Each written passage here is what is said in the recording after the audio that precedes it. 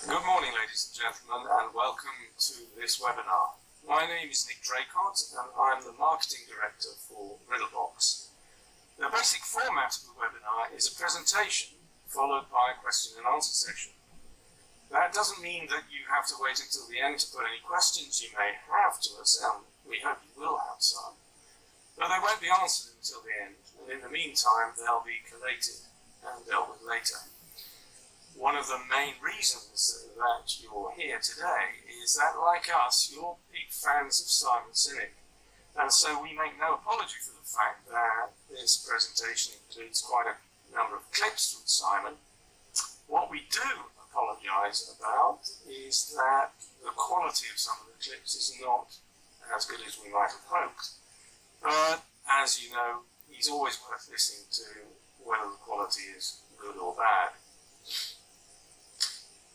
As you all probably know, Simon's been evangelising about his views on work and society in general for quite some time now, and it seems that he's now starting to get the sort of recognition that he richly deserves.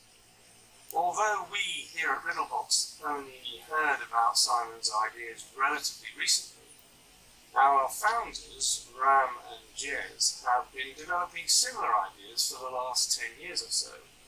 And so when they first heard of Simon's work, they were amazed because in essence Simon was summarising what they had long believed and in fact had independently written.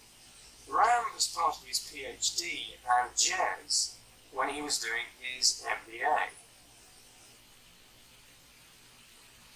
Before I go any further, let me give you a brief bit of introduction and background about our two founders, Ram and Jez.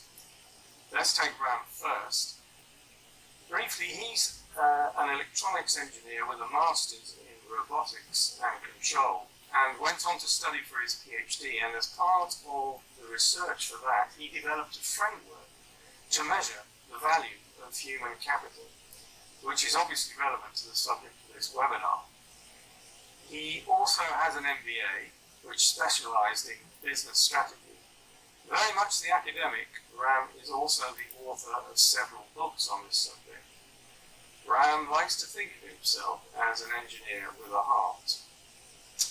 Taking Jez now, although he did his degree in economics and politics, he has a postgraduate qualification in corporate finance and spent much of his corporate career in private equity, and in fact was the head of private equity at KPMG, structuring management buy-ins and buyouts. He's also got an MBA, of which part looked at the interface between business and sport, which was particularly relevant to Jez because he is passionate about team performance and sports coaching, and was in fact the coach to the Great Britain junior rowing squad and coached them to the World Championships in 2004. So as you can see, there's quite a mixed background with our two founders. So why are they, and why are all of us, such big Simon Sinek fans? Well, I'm sure you've all probably heard this latest clip from Simon. I'm an idealist. I have a vision of a profoundly different world than the world that exists now. I want to live in a world in which the vast majority of people wake up every single morning inspired to go to work, feel safe when they're there, and come home fulfilled at the end of the day. That is not the world we live in now. That is the world I want to live in, and that is the world I want my friends and family to live in.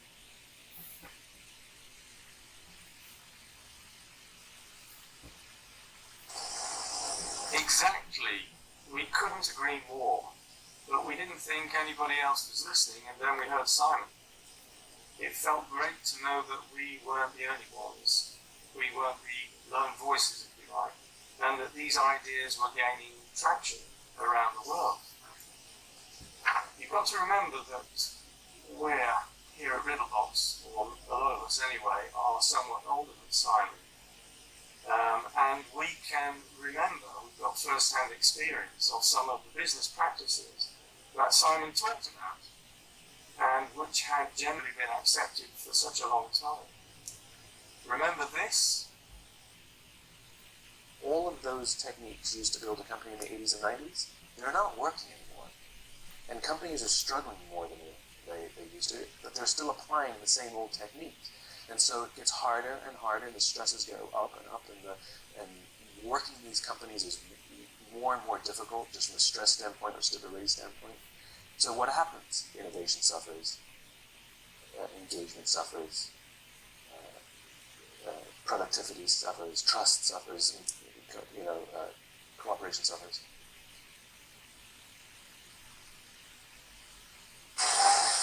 So the old ideas of hire and fire, rank and yank attitude of the 70s and 80s and to some extent the 90s just didn't work anymore.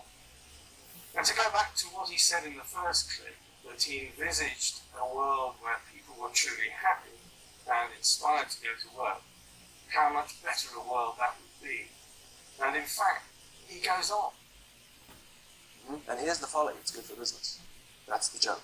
That's the joke, which is people who know their why, people who are working for companies that align with their why, people who feel like they belong, people who feel trusted and trusting, people who feel that their work is valued and valuable, work harder, are more productive, are more innovative, they are much better employees. And the joke is when we offer our people that, those companies invariably outperform their competition over the long term. And he proves it by quoting some examples.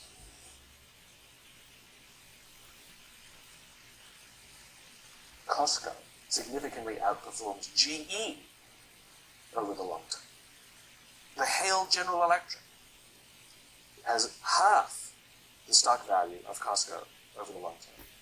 And you look at Costco, that for years the analyst community criticized because their stock price was flat and that they spend too much time and too much money investing, these are the analysts' words, investing in their employees and their customers and ignoring their shareholders.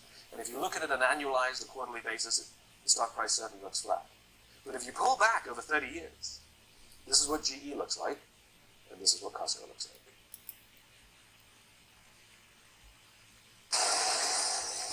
So there's the proof. If you treat people properly and invest in them so that they feel wanted and trusted and cooperative with their colleagues and proud of what they're doing, you're actually investing in the success of the business. Or to put it another way, the key ingredient here is the workplace environment, or as we at Riddlebox say, the workplace experience.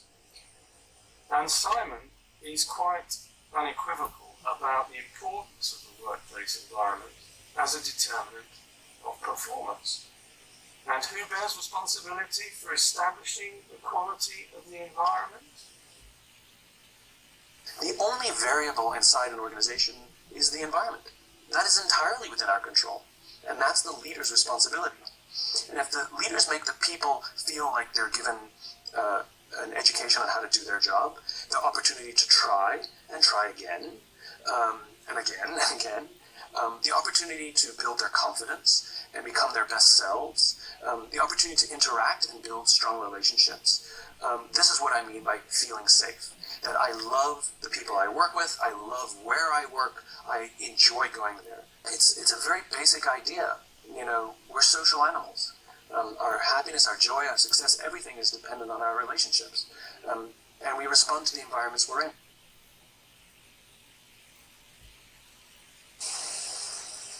You'll have noticed there in that clip, and in others, how Simon keeps using the word feeling. So how we feel at work, our emotions, are absolutely key in terms of how we are likely to perform. And actually, this is no surprise. It's a matter of biology. Here's Simon again. It's biology.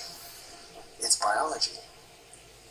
If you look at a cross-section of the human brain looking from the top down, the human brain evolves into three major areas that corresponds with this little idea.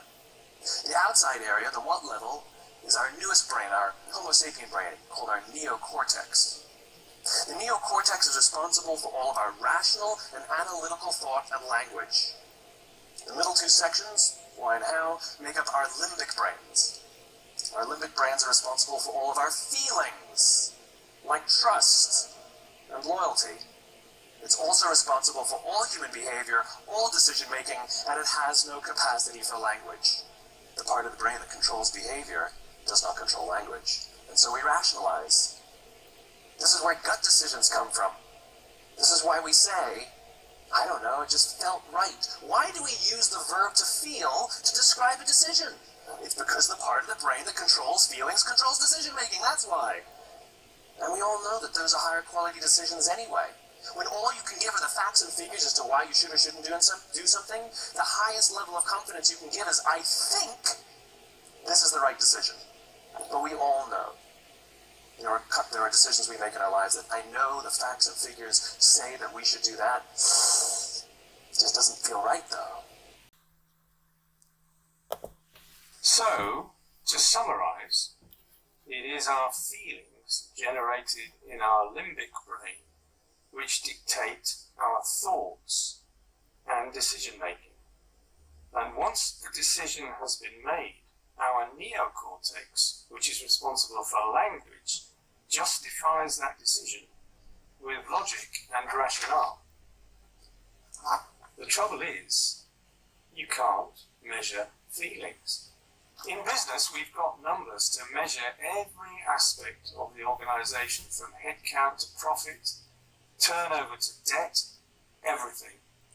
But there's no number to measure feelings. So you can't actually prove to the doubters and the cynics that what Simon says is right. And that is that there is a distinct correlation between business success and how people, and that includes employees and customers, actually feel. Simon admits so much himself. Now, if you think about business, we have a million metrics to figure out someone's performance. And we have negligible or no metrics to discern someone's trustworthiness. But now there is. For the last 8 or so years, while Simon has been developing and publishing his ideas on work, we at Riddlebox have been developing a way of accurately and justifiably measuring feelings quickly and easily. Before we go on to have a good look at what we've developed to measure feelings, let's just make it clear that we are not talking about engagement surveys. Engagement surveys deal with what people are thinking, whereas we want to know what people are feeling. We can go into more detail on that later if anybody wants to raise it as a question, or would like to discuss it separately after the presentation.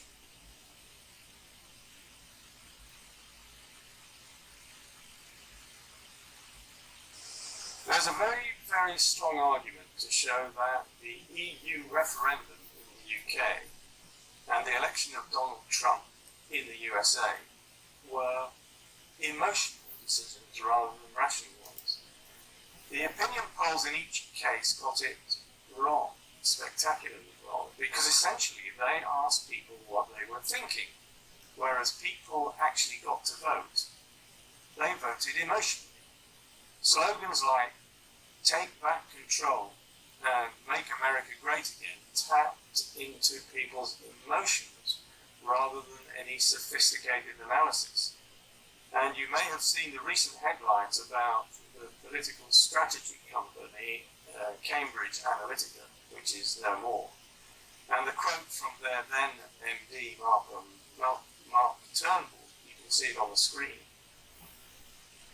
Anyway, all this business about thought and emotion is probably the subject for a separate webinar in its own right, and not this one.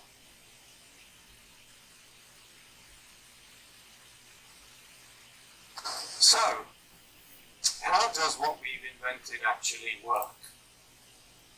As you can probably imagine, this isn't terribly easy to explain because it is based on years and years of detailed research and development, which has resulted in the establishment of a huge database of responses to thousands and thousands of different questions relating to people's feelings and emotions about their workplace environment.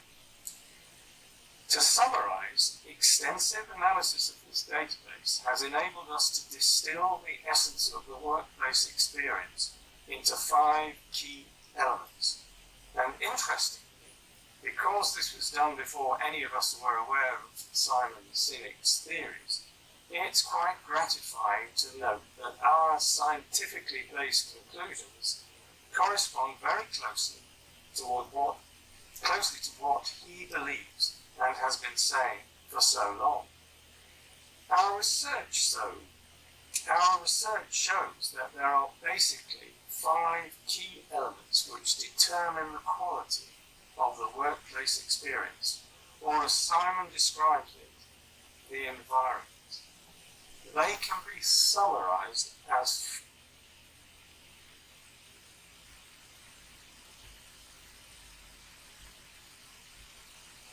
the first one is trust.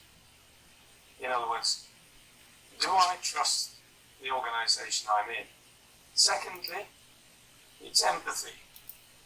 Is the organization's empathetic to my personal circumstances? Thirdly, satisfaction. How satisfied am I with the work that I do? Fourthly, commitment. How committed am I to doing my job?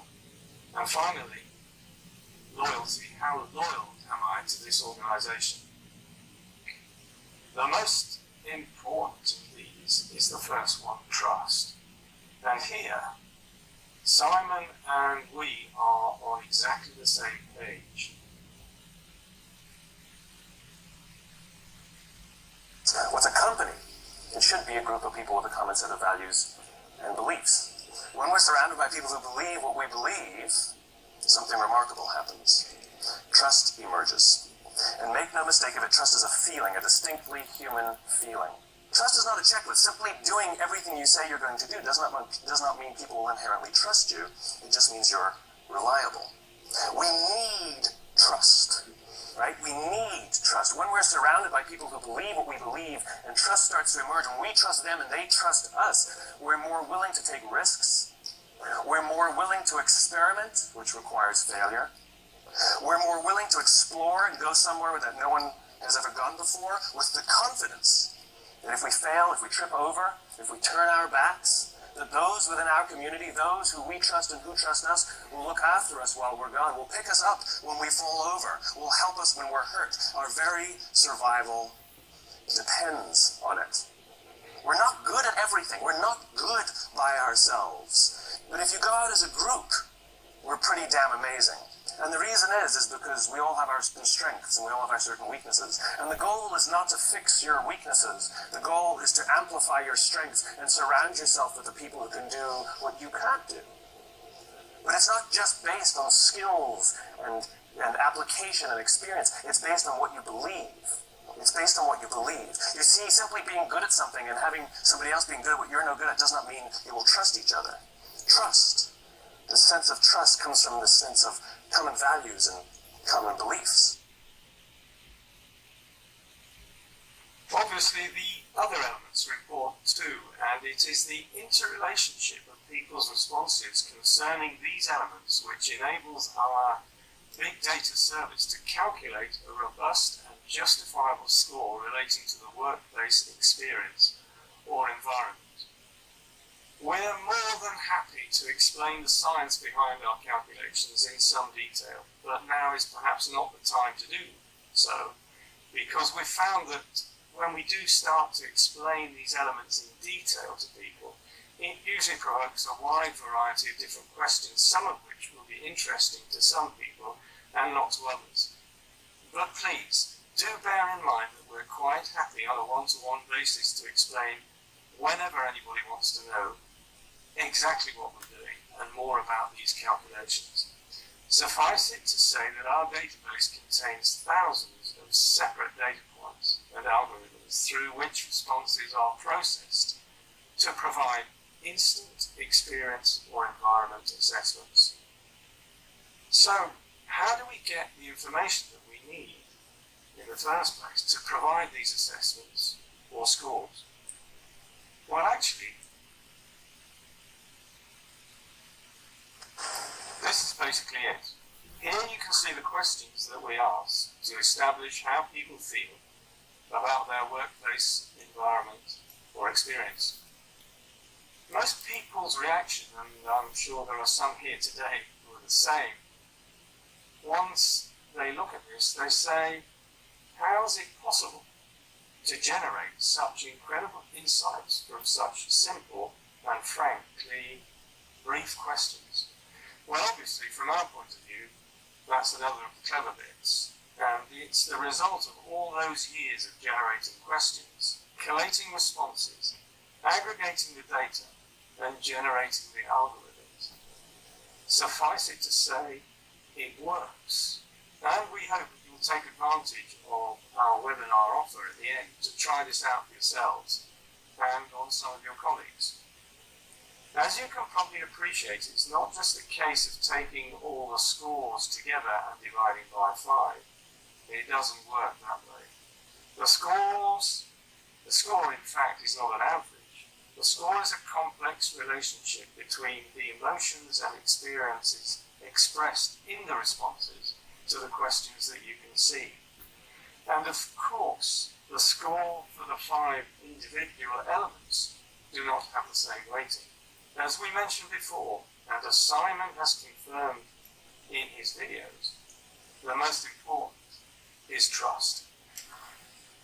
I hope you can appreciate how this process is extremely simple and easy, so that it wouldn't be and isn't an onerous task for you or your employees and colleagues to complete. Once you hit the submit button, the responses are processed through the algorithms of our big data service, and the results appear instantly on your leader dashboard, like this. What your dashboard will show you is not only what you, as a leader, think is the sort of experience that you're creating for those people that report to you, but also what those people believe to be the experience that you're actually creating for them. As you can probably see or understand, the difference between the two can be quite revealing. In an ideal world, the perception and reality should be close together. The real point is that you can instantly identify where the discrepancies lie and what you need to do about them. And because this experience or environment score is a reflection of how people feel, which is a precursor, as we've discussed, to how they're going to behave, you are getting a foresight of what is likely to happen in the future. So basically, you are not only getting valuable information about the health of your business, division, department, or even team, but you're getting that information in time to be able to do something about it before any potential damage is caused. As we always say to our clients, it's all very well behaving, it's all very well having access to this information, but when you do have it, it's imperative that you act upon it as soon as possible. One of the most demotivating aspects in the workplace environment for an employee or a colleague is to be asked to identify problems but then have nothing done about them. Anyway, that's probably a subject for a brand new webinar. So back to this one. I understand that we've obviously covered a great deal in a relatively short space of time, and we've dealt with some fairly challenging concepts. We're great believers in actions speak louder than words, so we're inviting anybody who's attending this seminar to take a trial of our experience or environment score for themselves, and up to 10 colleagues. so that you can see what a powerful tool this can be for you and your organisation. The offer is quite a simple one. We'll send you a link to the questions that you've already seen, and we'll send you an additional 10 links that you can give to colleagues to complete. We'll set the dashboard up for you, and again, like we've seen, it'll be the same as the one in the seminar, so that you can analyse the data yourself and make comparisons and get the insights that we talked about. But before we get to that, I'm sure that some of you have got some questions that you want to ask. And I know from some of my colleagues that we've already had some come in, which is great. And I now propose to address those and any more that you care to send. So here we go.